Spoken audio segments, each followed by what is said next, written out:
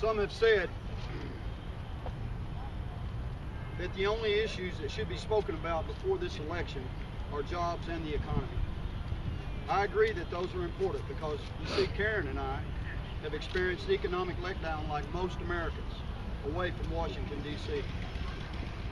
We've lost our business that supported both of us and provided an income for our oldest daughter and her family.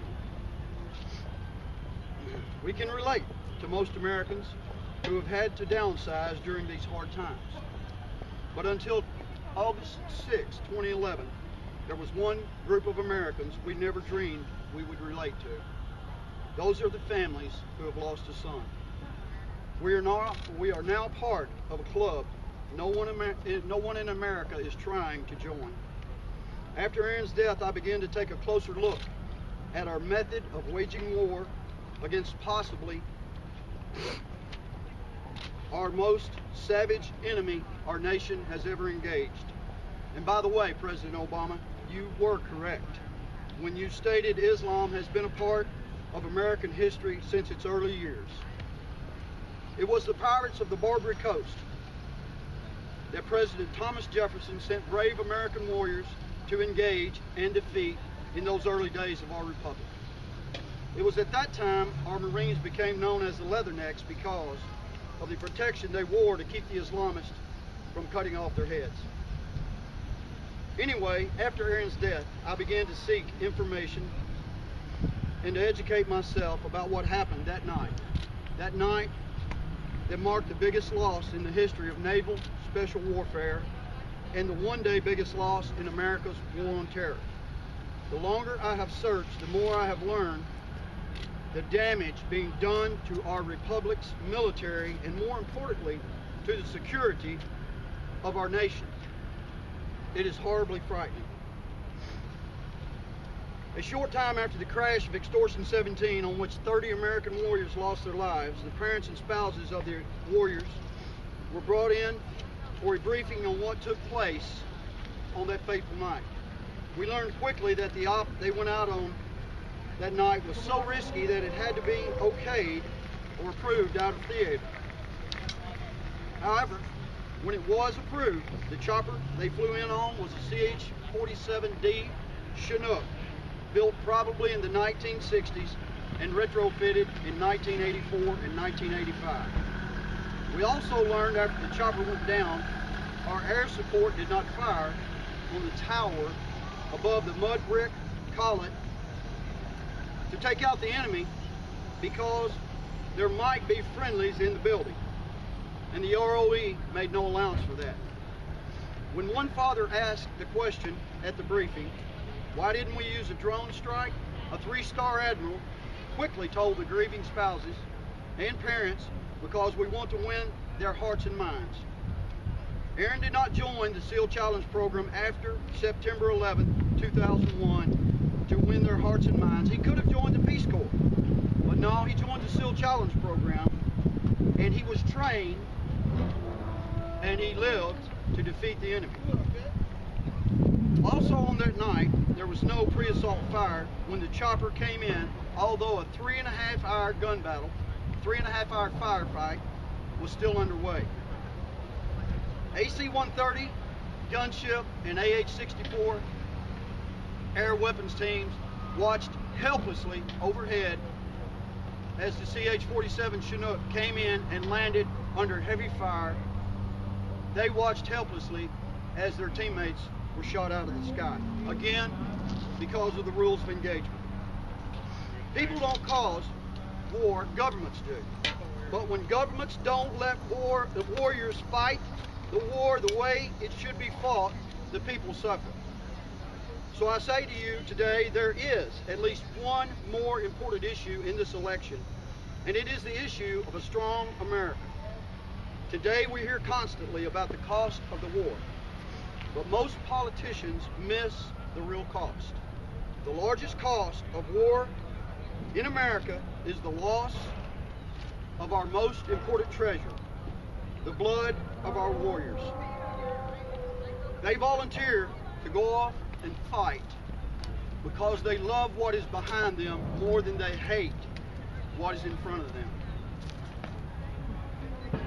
least that this government could do is give them the proper equipment and rules of engagement that favor our warriors more than they favor our enemy. And about the issues, Americans don't need to be told by people in Washington what the issues are that we face today. We as citizens live the issues. Today, we as Americans live in a failed two-party system where many of us go to the polls and vote for a candidate that forces us to hold our nose as we pull the lever. A system where most of those running for office, it's more important to them about which side controls the money than about serving the American citizens. Those who control the money control the people. We must go back to power being lended to Washington from citizens instead of vice versa. We need government to let us live our lives, love our families, and worship our God as we please, not as we are told by Washington, D.C. It's a scary time in America when the chairman of the Joint Chiefs of Staff, General Dempsey, calls a U.S. citizen in Florida and instructs him on his First Amendment rights so that retribution won't be taken against our warriors in a war zone. Let them fight. They are more than capable of defending themselves. They are Americans. We are Americans, Washington. Let us be Americans. Leave us alone and let us live our lives. Let our warriors fight or bring them home. Our enemies know they cannot defeat us by destroying our tanks, but they believe they can defeat us by destroying our will. I fear they could be right. Our warriors have the will to win, but our leaders in Washington do not. They will not even pass a budget for the American citizenry in this country. President Obama said yesterday that his opponent for president is quick to shoot without learning the facts. It's hard to believe he said this considering his history on apologies for America and for our military.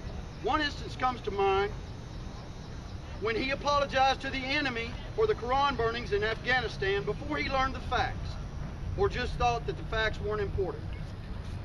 By the way, it's been said by many experts that his apology led to the deaths of several Americans in the days that followed. Facts before shots, Mr. President.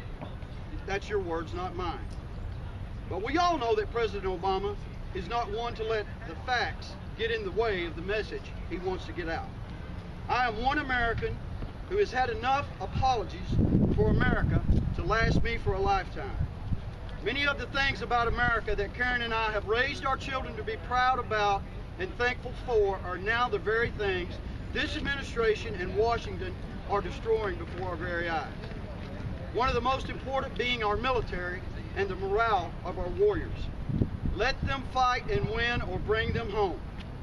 And now the Taliban has called for a day of rage against our warriors. What a shock.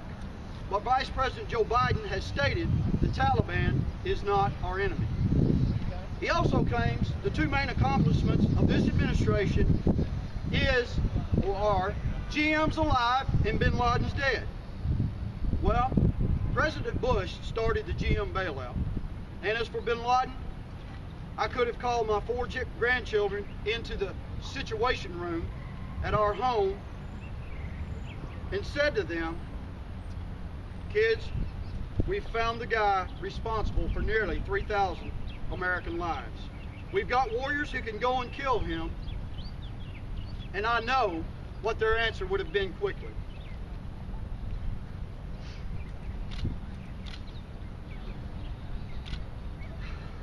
We are today seeing a very troubling and volatile situation unfolding in the Middle East.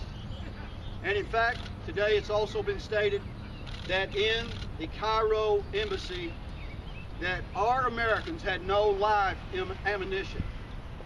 Listen, Americans, this is the same administration that will disarm you and leave us helpless if we let them.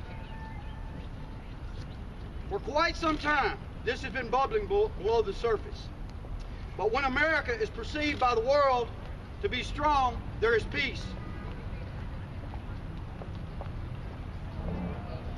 Obama, Osama bin Laden said in November of 2001, when someone sees a strong horse and a weak horse, they are naturally attracted to the strong horse. Today, America is seen as the weak horse because our leadership is extremely weak. Secretary Donald Rumsfeld said in 2006, if we know one thing, it is that weakness is provocative. America's interests are being threatened worldwide because of lack of leadership. Dad, they hate us, but they fear us. Brute, lethal force is all they respect. That was Aaron Vaughn shortly before August 6th. 2011.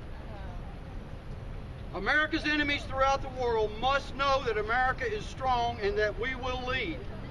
For when America leads, there is peace.